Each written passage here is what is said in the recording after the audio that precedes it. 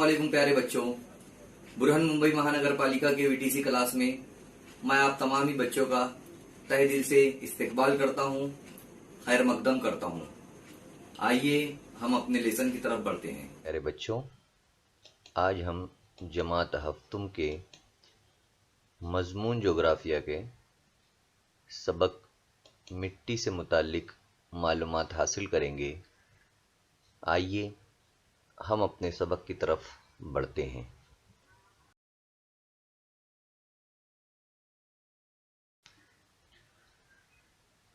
ज़रा याद कीजिए, मिट्टी में पाए जाने वाले मुख्तलिफ अज्जा कौन से हैं? मिट्टी की तश्कील के दौरान गैर हयाती अज्जा कहाँ से आते हैं? और नंबर 3 है, मिट्टी का तनव्वुर किन अज्जा पर मुनहसिर होता है? ये तीनों सवालात के जवाबात आप लोग जानते होंगे, क्योंकि हम इससे पहले इन से मुताल्लिक मालूमात हासिल कर चुके हैं, तो आपके ज़हन में कुछ न कुछ मालूमात तो इससे मुताल्लिक होंगी। आइए हम मज़ीद मालूमात मिट्टी की आगे हासिल करेंगे। मिट्टी की तश्कील में हिस्सा लेने वाले अवामिल। मिट्टी की तश्कील में यानी मिट्टी बनने का अमल। अब मिट्टी बनने का जो अमल है, उस अमल में कौन कौन सी चीज़ें शामिल होती है वो यहाँ पर बताया गया है। पहला है मौरूसी चट्टानें या बुनियादी चट्टानें, यानी जो सख्त चट्टानें होती है बुनियादी, जो ऊंचे इलाके होते हैं उन्हें जो है तो चट्टान कहते हैं, तो ये भी होता है शामिल। उसके बाद हयाती अज्जा। हयाती अज्जा में नबातात शामिल होते हैं, यानी छोटे छोटे पौधे, पेड़ पौधे वगैरह, और मुर्दा अजसाम जानदारों के, यानी जो भी जानदार है वो अगर मर जाते हैं तो उनके मरने के बाद उन सब मिट्टी में मिल जाते हैं, तो वो। और इलाकाई आब व हवा, यानी उस इलाके की आब व हवा, बारिश और हवा वगैरह। ज़मीन की ढलवान और मुद्दत, ये तमाम चीज़ें जो है मिट्टी के बनने में शामिल होती है, तो इनसे मुताल्लिक हम मज़ीद मालूमात तफसील से आगे हासिल करेंगे। किसी भी इलाके में वहाँ पर जो मौजूद होती है मौरूसी चट्टान या बुनियादी चट्टानें, उनकी टूट फूट होती है हवा की वजह से, बारिश की वजह से, और उनके ज़र्रात धीरे धीरे उस इलाके में फैल जाते हैं और वहाँ पर मिट्टी का वजूद होता है। आप तस्वीर में मौरूसी चट्टान जो है तो देख रहे हैं। ये मौरूसी चट्टान के टूट फूट की वजह से मिट्टी का वजूद हुआ है। ये मौरूसी चट्टान या बुनियादी चट्टान महाराष्ट्र में दक्कन की सतह मुर्तफ़ा पर वाक़े है और इसे बेसाल्ट की चट्टान भी कहा जाता है। इससे तैयार होने वाली मिट्टी काली मिट्टी होती है, जिसे रेगुर मिट्टी भी कहते हैं। जुनूबी भारत में ग्रेनाइट और नीस मौरूसी चट्टानों की फरसुदगी के सबब सुर्ख मिट्टी तैयार होती है। जुनूबी भारत में अलग होती है और महाराष्ट्र की सतह मुर्तफ़ा पर अलग होती है, दक्कन की सतह मुर्तफ़ा पर।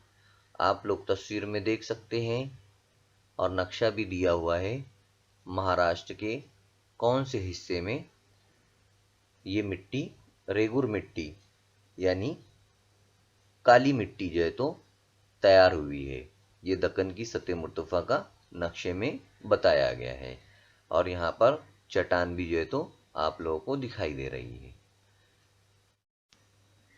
आप लोग तस्वीर में देख सकते हैं कि काली मिट्टी या रेगुर मिट्टी किस तरह दिखाई देती है और सुर्ख मिट्टी जो جنوبی ہندوستان میں ملتی ہے وہ بھی جو ہے تو آپ لوگوں کو نظر آ رہا ہوگا۔ جنوبی بھارت میں گرینائٹ اور نیس موروثی چٹانوں کی فرسودگی کے سبب سرخ مٹی یعنی کہ لال مٹی جو ہے تو بنتی ہے۔ علاقائی آب و ہوا یعنی کسی علاقے کی آب و ہوا یعنی پانی اور ہوا بھی وہاں کی مٹی کی تشکیل میں اثر انداز ہوتے ہیں۔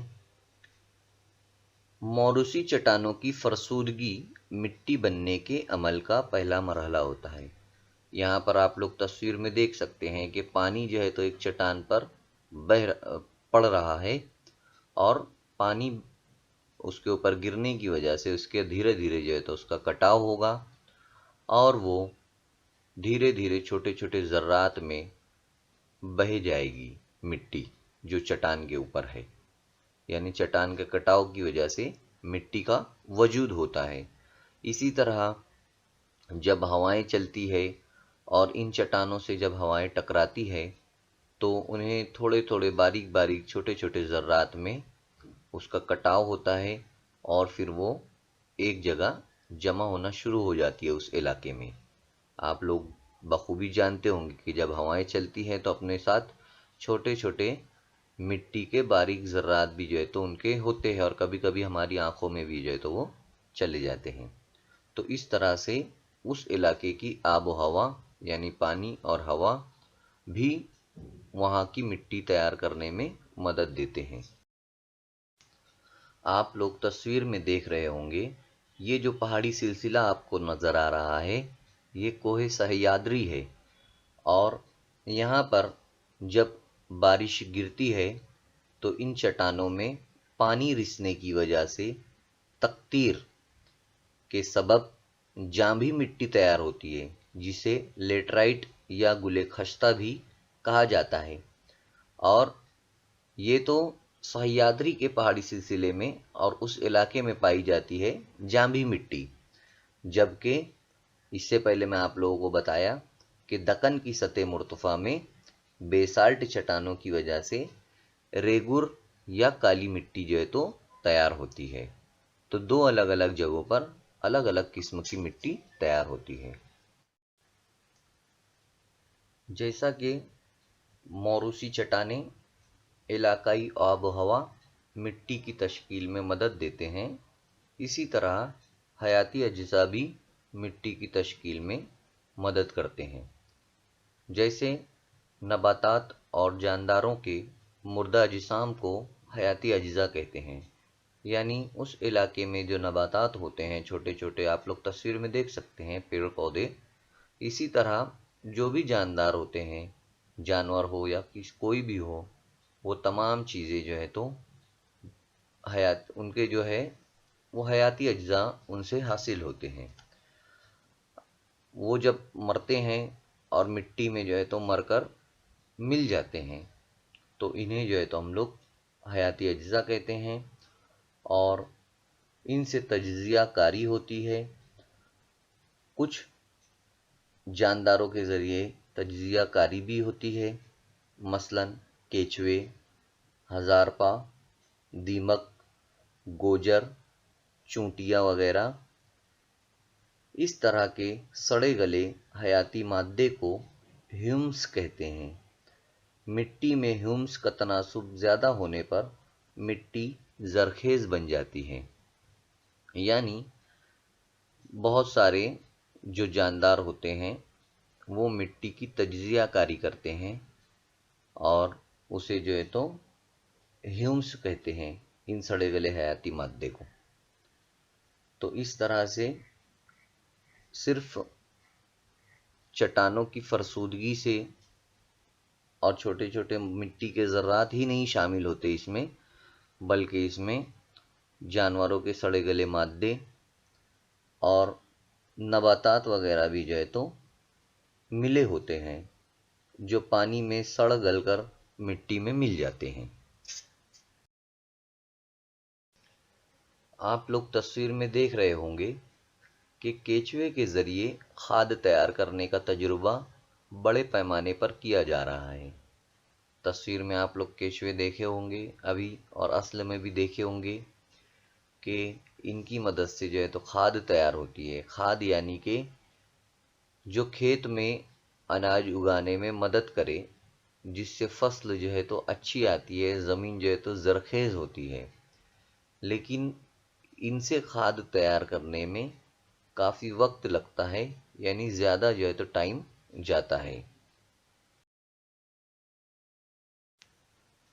اب ایک مٹی بننے میں کتنا وقت لگتا ہے وہ ہمیں دیکھنا ہے، مدت جو ہے وہ کتنی لگتی ہے۔ مٹی بننے کا عمل ایک قدرتی عمل ہے۔ اس عمل میں موروثی چٹان کی فرسودگی، آب و ہوا اور حیاتی اجزاء شامل ہوتے ہیں، جیسا کہ آپ جانتے ہیں۔ بہتر مٹی 2.5 سینٹی میٹر کی تہ بننے میں ہزاروں سال کا عرصہ لگتا ہے۔ آپ لوگ جانتے ہوں گے، اسکیل میں آپ لوگوں نے ناپا ہوگا کہ 2.5 یعنی کتنا۔ تو اتنی تہ میں، یعنی اگر ہم لوگ دیکھیں گے تو ہماری جو کنارے والی انگلی جس کو کہتے ہیں ہم لوگ، چھوٹی انگلی سب سے ہاتھ میں، تو اس کی آدھا جو حصہ رہے گا وہ 2.5 آئے گا لگ بھگ انداز سے۔ تو اتنی مٹی طے ہونے میں، اتنی مٹی بننے میں ہزاروں سال لگ جاتے ہیں۔ تو یہ ایک قدرتی عمل ہے اور اس میں وقت جو ہے تو زیادہ جاتا ہے۔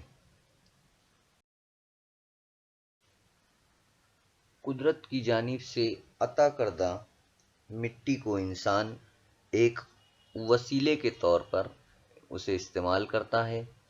اس کا استعمال خاص طور پر زراعت کے لیے کیا جاتا ہے۔ یہاں پر آپ لوگ تصویر میں دیکھ سکتے ہیں کہ 2 آدمی، ایک طرف اوپر والی تصویر میں ایک آدمی جو ہے تو دواؤں کا چھڑکاؤ کر رہا ہے، یعنی جراثیم کش دواؤں کو جو ہے تو وہ کھیتوں میں اس کو چھڑکاؤ کر رہا ہے، اس کو مار رہا ہے تاکہ فصل جو ہے تو زیادہ خراب نہ ہو۔ اور نیچے والی تصویر میں بھی یہی بتایا گیا ہے۔ لیکن ہوتا یہ ہے کہ ہم کھیتوں میں جب زیادہ دواؤں کا چھڑکاؤ کرتے ہیں، جراثیم کش دواؤں کا، تو اس کی وجہ سے مٹی کی زرخیزی کم ہو جاتی ہے اور اس میں کمی آ جاتی ہے۔ پھر فصل جو ہے تو زیادہ اگر چھڑکاؤ کریں گے تو تھوڑے دنوں کے بعد وہاں پر صحیح فصل بھی نہیں آئے گی۔ تو اس لیے ہمیں احتیاط کے ساتھ ان دواؤں کا استعمال کرنا چاہیے۔ اب یہاں پر تصویر میں دیا گیا ہے کہ زراعتی مٹی سے مراد عام مٹی نہیں ہے۔ چٹانوں کی فرسودگی سے تیار ہونے والے ریزے مکمل یا نامکمل طور پر سڑے گلے نامیاتی مادے اور بے شمار خوردبینی جانداروں کے آمیزے ہوتے ہیں۔ مٹی میں موجود جاندار اور غیر جاندار اجزاء میں مسلسل باہمی تفاعل جاری رہتا ہے۔ نباتات کی نشو و نما کے لیے ضروری غذائی اجزاء انہیں اس مٹی سے حاصل ہوتے ہیں۔ مٹی میں ایک مکمل نظام پایا جاتا ہے۔ اس کے برعکس عام مٹی صرف ایک شے یا مادہ ہوتا ہے۔ مختصر یہ کہ کمہار جس شے کو استعمال کرتا ہے اسے عام مٹی کہتے ہیں، اور کسان جسے استعمال کرتا ہے وہ زراعتی مٹی کہلاتی ہے۔ کسان مٹی کے ایک مکمل نظام کا استعمال کرتا ہے، جبکہ کمہار ایک مادے کا استعمال کرتا ہے جسے عام مٹی کہتے ہیں۔ یہاں پر فرق بتایا گیا ہے مٹی کا، کہ مٹی میں کس طرح سے فرق ہوتا ہے۔ کسان جو مٹی تیار کرتا ہے، اگر ہم وہ مٹی اصل مٹی ہوتی ہے، اور کمہار جو استعمال کرتا ہے وہ ایک صرف شے ہوتی ہے۔ اگر ہم کمہار جو مٹی استعمال کرتا ہے اس سے اگر فصل اگائیں گے تو اس میں فصل نہیں اگے گی، اناج نہیں اگے گا، کیونکہ اس کے اندر نامیاتی مادے، خوردبینی جاندار اور دوسری چیزیں جو شامل ہوتی ہے مکمل مٹی بننے میں، وہ نہیں ہوتی ہے۔ اس لیے یہاں پر ہمیں مٹی کے فرق کو سمجھنا ضروری ہے۔ تجربہ کرنے میں ہم سب سے پہلے کیا کریں گے ایک جیسے حجم کے 3 گملے لیں گے، یعنی ایک جیسے دکھنے والے ایک سائز کے جو ہے تو ہمیں 3 گملوں کو لینا ہے۔ ایک گملہ ہمیں پہلے والا خالی رکھنا ہے، دوسرے گملے کی سطح کا سوراخ بند کر دینا ہے اور اس میں صرف پانی ڈالنا ہے، اور تیسرے گملے میں مٹی ڈالنا ہے۔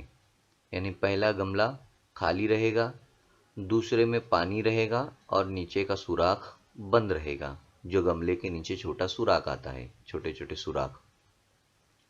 اور تیسرے گملے میں ہمیں مٹی ڈالنا ہے، یعنی شروعات کے 2 گملے میں مٹی نہیں ڈالنا ہے اور تیسرے میں مٹی ڈالنا ہے۔ اس کے بعد ہمیں کوئی نہ کوئی بیج ان تینوں میں ڈالنا ہے، جیسے مٹر، رائی، مونگ، میتھی، گیہوں، دھنیا وغیرہ کے جو بیج آتے ہیں وہ تینوں گملے میں ڈالنا ہے ہمیں، اور تینوں گملوں کو دھوپ میں رکھنا ہے اور انہیں 4-5 دن جو ہے تو تھوڑا تھوڑا اس میں پانی بھی ڈالنا ہے۔ اب کیا ہوگا وہ ہمیں دیکھنا ہے کہ خالی گملے اور پانی سے بھرے ہوئے گملے میں ڈالے ہوئے بیجوں کا کیا ہوا، یعنی جو خالی گملے تھے اور پانی سے بھرے ہوئے گملے تھے اس میں بیجوں کا کیا ہوا، اور مٹی کے گملے میں ڈالے ہوئے بیجوں کا کیا ہوا۔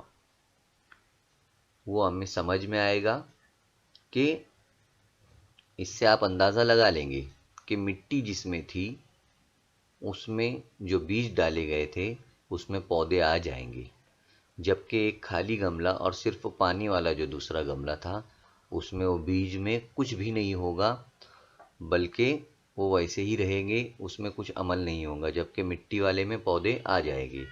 یعنی مٹی کو جو ہے تو بہت اہمیت حاصل ہے، اور مٹی کی وجہ سے جو ہے پودے اگتے ہیں، تو یہ ہمیں دھیان میں رکھنا ضروری ہے۔ اب ہمیں جغرافیائی وضاحت جو ہے تو کرنا ہے یہاں پر کہ نباتات کی پیدائش، اس کی نشو و نما اور نباتات کو سہارا دینے میں مٹی کو بہت اہمیت حاصل ہے۔ یعنی اگر مٹی نہیں ہوگی تو نباتات نہیں بنیں گے، پیدا نہیں ہوں گے۔ یہ بات کو جو ہے تو ہمیں دھیان میں رکھنا ضروری ہے۔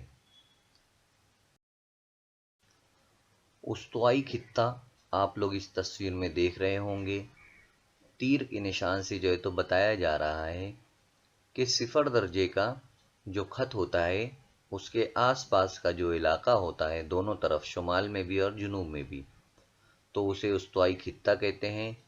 وہاں پر جو ہے تو نباتات زیادہ آپ کو دکھائی دیں گے، جبکہ اور وہاں کی زمین بھی جو ہے تو زرخیز رہے گی، کہاں کی، استوائی خطے کی۔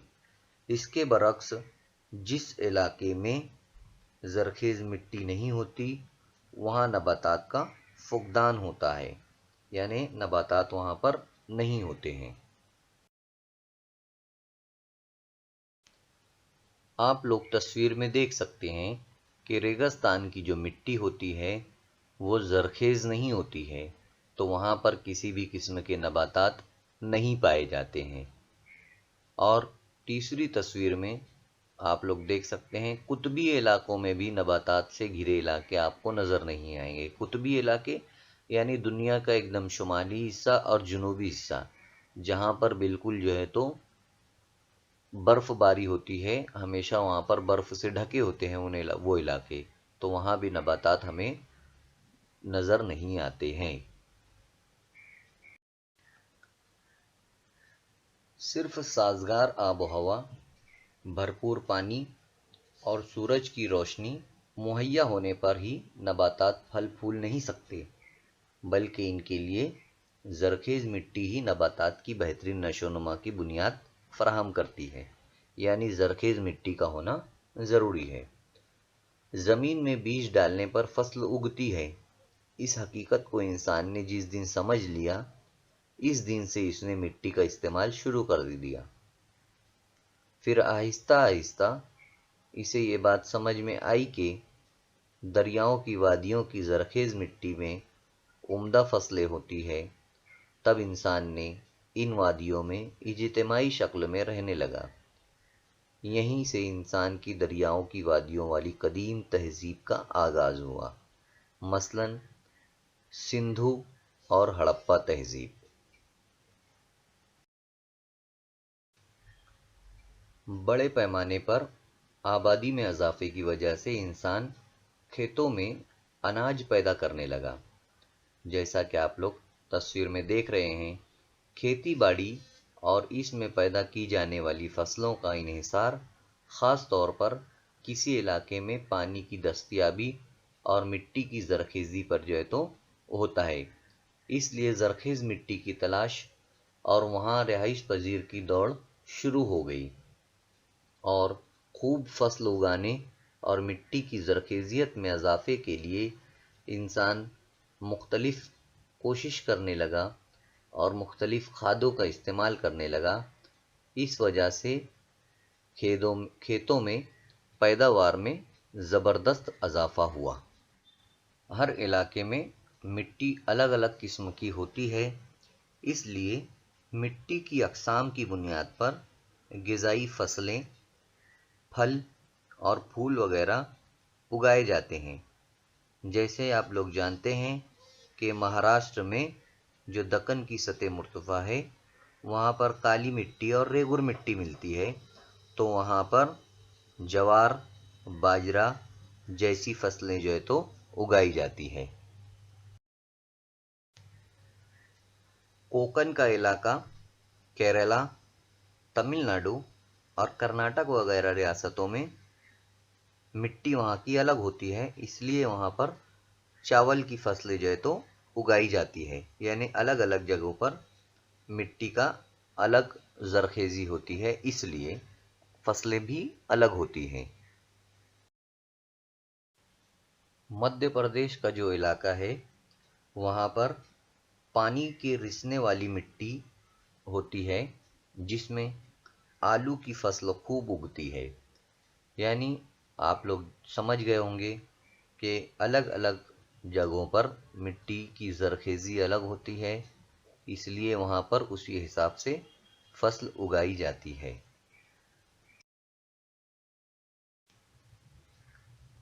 مقامی پیداوار کے لحاظ سے کسی مقام کی انسانی غذا کا تعین ہوتا ہے۔ جو بھی مقامی وہاں پر پیداوار ہوتی ہے، انسان وہیں پر وہ چیز کھاتا ہے۔ جن ملکوں میں زراعت کے لائق مٹی نہیں ہوتی ہے، ان ملکوں میں پڑوس کے ملکوں سے اناج درآمد کر کے غذائی ضرورت پوری کی جاتی ہے، یعنی وہاں سے بازو والے ملکوں سے اناج کو منگایا جاتا ہے۔ مثلاً سعودی عربیہ، قطر اور عمان، یہاں پر اناج نہیں اگتا ہے، مٹی اس قابل نہیں ہے، اس لیے چین، بھارت، امریکہ وغیرہ سے اناج منگایا جاتا ہے اور اپنی ضروریات کو پورا کیا جاتا ہے۔ جن علاقوں میں زرخیز مٹی ہوتی ہے، زرخیز مٹی یعنی کہ جس میں آسانی سے اناج کو اگایا جا سکے، اسے زرخیز مٹی کہیں گے ہم لوگ، تو وہ علاقے اناج کے لحاظ سے خود کفیل ہوتے ہیں، یعنی ان کے پاس اناج ہوتا ہے۔ جن کے پاس مٹی اچھی ہوتی ہے تو اناج بھی ان کے پاس اگتا ہے۔ اسی لیے ان علاقوں میں انسانی بستیوں کی مرکوزیت نظر آتی ہے، یعنی ایسے علاقوں میں انسانی آبادی زیادہ ہوتی ہے۔ سمجھ گئے؟ جیسے اگر کہیں پر گنے کی پیداوار ہو رہی ہو تو اس علاقوں میں شکر کے کارخانے بھی ہوں گے، کیونکہ گنے سے شکر بنتی ہے۔ پھر شکر کے جب کارخانے وہاں پر ہوتے ہیں تو وہاں پر شکر کی صنعت بن جاتی ہے، اور اس علاقے میں تو زیادہ ترقی نظر آتی ہے، وہاں پر آبادی بھی تو بڑھ جاتی ہے۔ اس طرح سے جہاں پر جو چیز مہیا ہوتی ہے، وہاں پر آسانی پیدا ہوتی ہے، سہولیات مہیا ہو جاتی ہیں۔ آپ لوگوں کو یہاں پر نقشہ نظر آ رہا ہوگا، اور نقشے کا آپ کو بغور مشاہدہ کرنا ہے، اور درجہ ذیل سوالوں کے جوابات آپ کو یاد رکھنا ہے اور لکھنا بھی رہے گا آپ لوگوں کو۔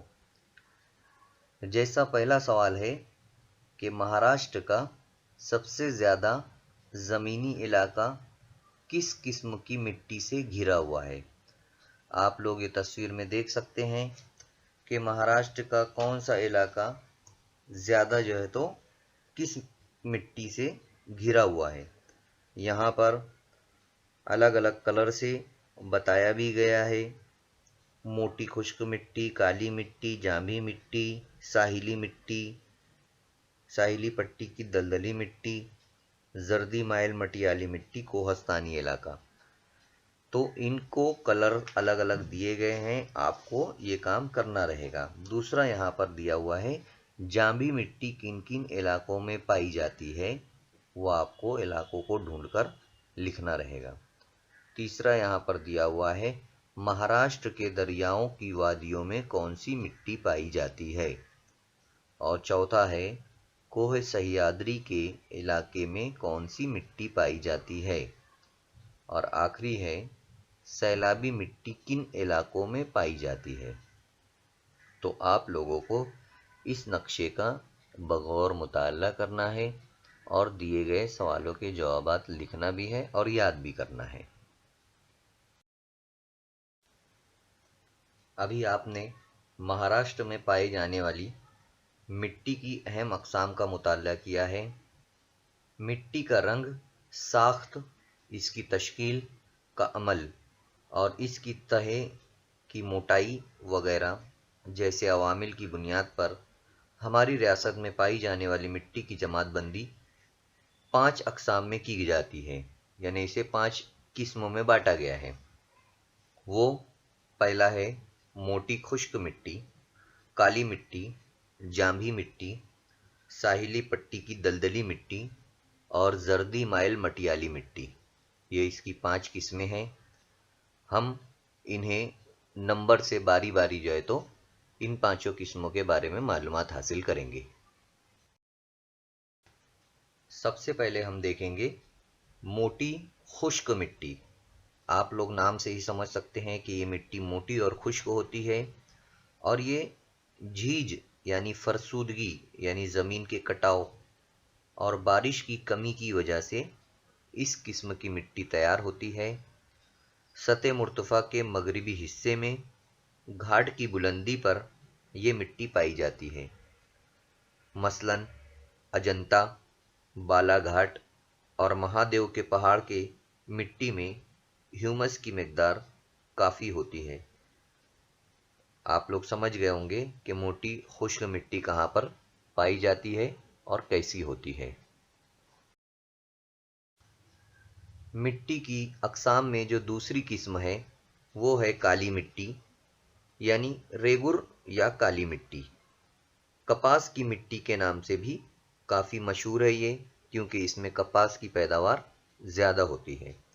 ये मिट्टी औसत बारिश वाले इलाके में पाई जाती है, यानी ऐसे इलाकों में जहाँ पर बारिश ना तो बहुत ज़्यादा होती है ना तो बहुत कम होती है, यानी औसत बारिश होती है। उन इलाकों में ये मिट्टी काफ़ी पाई जाती है। नदी की वादियों में, दलदली मैदान और वादियों वाले इलाकों में ये मिट्टी पाई जाती है। सतह मुर्तफ़ा दक्कन के मगरिबी हिस्सों में नहायत सियाह और मशरकी हिस्सों में विदर्भ में दरमियानी सियाह यानी काली, ये 2 अक़साम की मिट्टी पाई जाती है। ये भले ही काली दिखाई दे लेकिन इसमें हयाती अज्जा की मिक़दार कम होती है, यानी नबातात के और सड़े गले मादे की जो तादाद होती है वो कम होती है। यहाँ पर सियाह का मतलब होता है काली। तो 2 किस्म की काली और थोड़ी कम काली मिट्टी जो है तो इन इलाकों में पाई जाती है। अब तीसरी अक़साम जो है, तीसरी किस्म जो है तो इसके अंदर है जांभी मिट्टी। जांभी मिट्टी के बारे में भी आप लोग मालूमात हासिल कर चुके हैं। सह्याद्री के मगरिब में, कोकन के साहिली पट्टी और मशरकी विदर्भ में इस किस्म की मिट्टी पाई जाती है। ज़्यादा बारिश वाले इलाकों में चट्टानों की झीज काफ़ी बड़े पैमाने पर होती है, यानी चट्टानों का कटाव बारिश की वजह से ज़्यादा होता है, जिसकी वजह से मौरूसी चट्टानें जड़ों से खुल जाती है। चट्टानों में मौजूद लोहा, माहौल में मौजूद ऑक्सीजन गैस से आमेज होकर यानी मिलकर कीमियाई अमल से गुजरता है, जिसकी वजह से ये मिट्टी तैयार होती है। इस मिट्टी का रंग तांबे जैसा होता है। आप लोगों ने तांबा देखा होगा, उसी की तरह ये जांबी मिट्टी जो है तो नजर आती है। अब इसकी चौथी किस्म है साहिली पट्टी की दलदली मिट्टी। कोकन के बहुत सी नदियां तवील नहीं हैं होती, लेकिन तेज रफ्तारी से बहती है, जिसकी वजह से बहकर आने वाला दलदल यानी कीचड़ नदी के दहानों पर जमा हो जाता है। यानी नदियों के किनारे जो है तो ये कीचड़ जमा हो जाता है और उसकी वजह से जो है तो मिट्टी बनती है। मगरिबी किनारे पर नदी के दहाने पर यह मिट्टी तैयार होती है, मसलन धर्मित्र की खाड़ी, पनवेल का इलाका वगैरह। आप लोग पनवेल भी जानते होंगे, मुंबई से करीब। अब यहाँ पर मिट्टी की पांचवी किस्म है, जिसे जर्दी माइल मटियाली मिट्टी कहते हैं। बहुत ज़्यादा बारिश वाले इलाकों में पाई जाने वाली ये मिट्टी बहुत जरखेज नहीं होती है, इसलिए ज़राअत के लिए इस मिट्टी का इस्तेमाल कम ही होता है। चंद्रपुर, भंडारा का मशरकी इलाका और सह्याद्री के पहाड़ी हिस्से में ख़ास तौर पर यह मिट्टी पाई जाती है। यानी इन जगहों पर जर्दी माइल मटियाली मिट्टी पाई जाती है। अब आप लोग समझ गए होंगे कि रियासत की आबोहवा, मौरूसी चट्टानों और अरसे का असर मिट्टी तैयार होने के लिए ज़रूरी होता है। यानी इसके लिए वहाँ की आबोहवा और काफ़ी वक्त भी जो है तो मिट्टी को बनाने में दरकार होता है। आपको यहाँ पर एक काम दिया जा रहा है कि मिट्टी की जो है तो आप लोगों को 2 टेकरियाँ बनाना है। यानी थोड़ी थोड़ी मिकदार में जो है तो मिट्टी को लेना है। इनमें से एक टेकरी पर गेहूं या कोई भी एक पौधा उगाना है या उसमें बीज डालना है आप लोगों को। ऐसे इसके लिए जो है तो बीज डालेंगे आप लोग एक टेकरी में। दूसरे में 4-5 दिनों तक इस टेकरी पर थोड़ा थोड़ा पानी डालना है आप लोगों को, और उसके बाद पौधे उग आने के 5-6 दिनों में दोनों टेकरियों पर झाड़ी से पानी डालिए और मुशाहिदा कीजिए कि क्या होता है। यानी आप लोगों को यहाँ पर करना क्या है, मिट्टी की 2 टेकरियाँ बनाना है। इनमें से एक टेकरी पर गेहूं या कोई भी पौधे उग आए ऐसे बीज डालना है, और 4-5 दिनों बाद उस टेकरी पर थोड़ा थोड़ा पानी डालना है। पौधे उग आने के 5-6 दिनों में दिनों के बाद दोनों टेकरियों पर झाड़ी से पानी डालना है आप लोगों को, और क्या होता है ये देखना है। अब हमें यहाँ पर मिट्टी की झीज और मिट्टी के ज़वाल के बारे में देखना है। पहले हमें मिट्टी का झीज का मतलब जो है तो समझना होगा। हवा और पानी की वजह से मिट्टी की जो परत होती है वो बह जाती है, उसे जो है तो मिट्टी की झीज कहते हैं। और फसलों के लिए कीमियाजात और खाद का हद से ज़्यादा इस्तेमाल होता है, जिसकी वजह से मिट्टी का ज़वाल होता है, यानी उसके अंदर ज़रखेज़ी जो है तो ख़त्म हो जाती है। तो झीज और ज़वाल का मतलब यही होता है कि मिट्टी धीरे धीरे ख़राब हो जाती है और कम हो जाती है। बहता हुआ पानी, आब हवा और मुख्तलिफ तबई साख्त की वजह से मिट्टी की झीज होती है। जब हवा बहती है, हवा तेज़ चलती है और पानी जो है तो बहता है, तो उस वजह से भी जो है तो मिट्टी की झीज होती है। मिट्टी जो है तो बह जाती है, मिट्टी उड़कर दूसरी जगह चली जाती है। इस वजह से उसकी ज़रखेज़ियत में कमी वाक़ हो जाती है। और इसी तरह खेतों में मुख्तलिफ़ खादों का इस्तेमाल किया जाता है, कीमियाई खादों का, केमिकल वालों का खादों का। इसलिए जो है तो मिट्टी ख़राब होने लगती है, यानी मिट्टी का ज़वाल शुरू हो जाता है।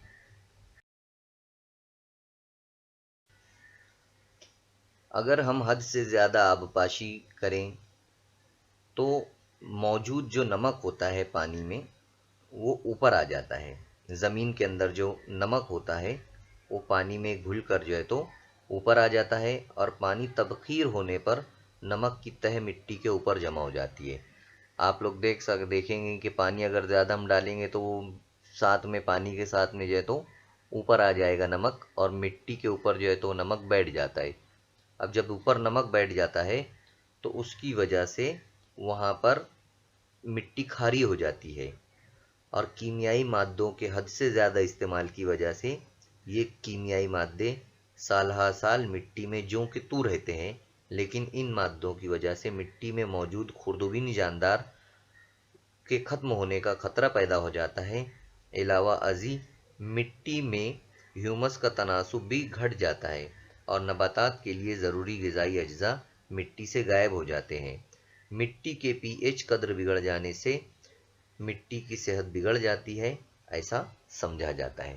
यानी हद से ज़्यादा अगर हम केमिकल वगैरह का इस्तेमाल करते हैं तो वो केमिकल साल हा साल यानी बहुत दिनों तक वहाँ पर ज़मीन में रहते हैं, जिसकी वजह से जो खुर्दबीनी जानदार होते हैं जो मिट्टी को बनाने में मदद करते हैं वो सब मर जाते हैं, और उसकी वजह से मिट्टी की ज़रख़ेज़ियत कम हो जाती है। जोग्राफियाई इशारात यहाँ पर हमें देखना है।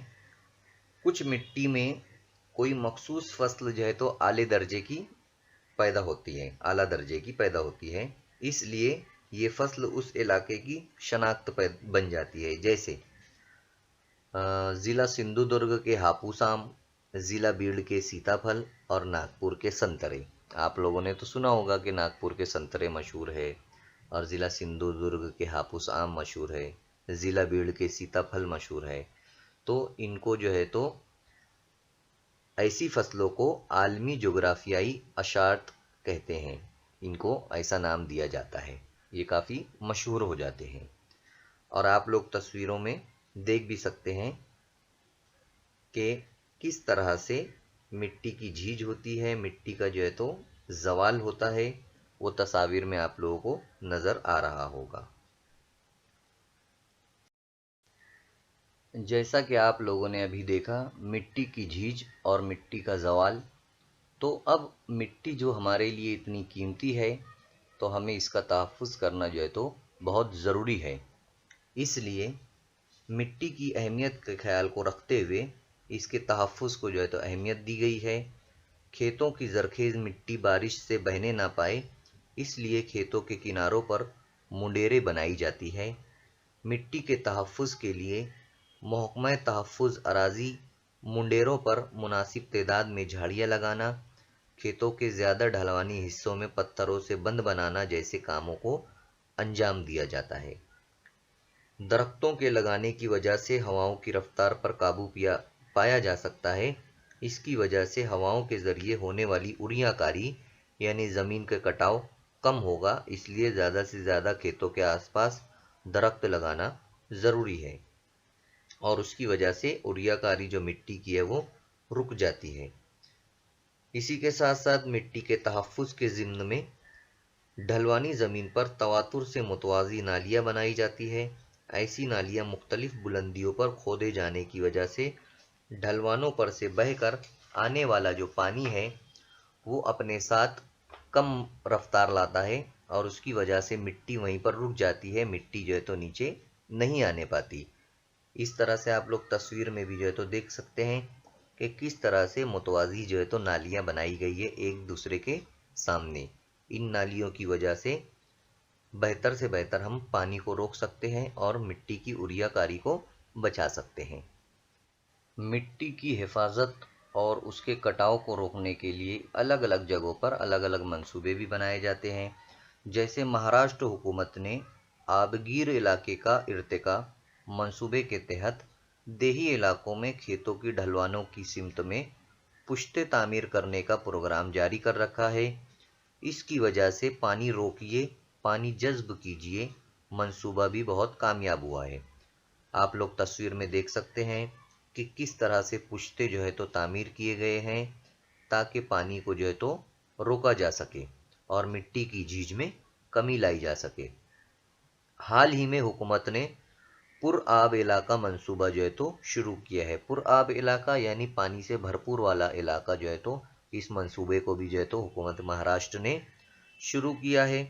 इसके तहत भी खेतों में पुश्ते बनाने, छोटे छोटे नालों में बहने वाले पानी को रोकने, नालों को आपस में जोड़ने जैसे बड़े बड़े काम जो है तो کیے گئے ہیں، بڑے پیمانے پر یہ کیے جا رہے ہیں۔ اب مٹی کے تدریجی زوال کو روکنے کے لیے کیمیائی کھاد اور جراثیم کش دواؤں کو ان کا بیجا استعمال جو ہے تو ہمیں بچنا چاہیے۔ زیادہ جراثیم کش دواؤں کا استعمال اور کیمیائی کھادوں کا استعمال نہیں کرنا چاہیے۔ اس کی جگہ نامیاتی کھاد مثلاً گوبر کھاد جو گوبر سے بنی ہوتی ہے، کیچوا کھاد جو کیچوا اس سے پہلے میں بتایا آپ لوگوں کو، کمپوسٹ کھاد کا استعمال کر کے ہمیں زمین کا جو پی ایچ ہے مٹی کا، اس کی قدر کو متوازن رکھنا پڑتا ہے۔ پی ایچ جو ہے تو ایک لیول ہوتا ہے یعنی مٹی کا کہ اس کے اندر کوئی چیز بڑھی تو نہیں ہے، کوئی چیز گھٹی تو نہیں ہے، ہائیڈروجن وغیرہ کا جو تناسب ہے اس کے اندر زمین میں وہ بڑھا تو نہیں ہے، گھٹا تو نہیں ہے، وہ تمام چیزیں جو ہے تو اس میں دیکھی جاتی ہے، اس کا ایک لیول جو ہے تو ناپا جاتا ہے، اسے ہی جو ہے تو پی ایچ کہتے ہیں۔ اور اس کی وجہ سے مٹی میں جو ہے تو ہیومس کے تناسب میں اضافہ ہونے میں مدد ملے گی اور مٹی کی زرخیزیت برقرار رہے گی۔ کس چیز کی وجہ سے؟ اگر ہم کمپوسٹ کھاد کا یعنی جو ہمارے وہاں پر کچرا گھان وغیرہ نکلتا ہے، جو سڑے گلے پھل فروٹ رہتے ہیں، ہم لوگ اس کو پھینک دیتے ہیں، ان سے بھی جو ہے تو کمپوسٹ کھاد بنائی جا سکتی ہے۔ اسی طرح گوبر کھاد اور جو دوسری ایک کھاد کا ذکر کیا گیا ہے کیچوے کی مدد سے جو کھاد بنائی جاتی ہے، وہ تمام کھادوں کے استعمال کی مدد سے ہم زمین کی جو ہے زرخیزی کو برقرار رکھ سکتے ہیں۔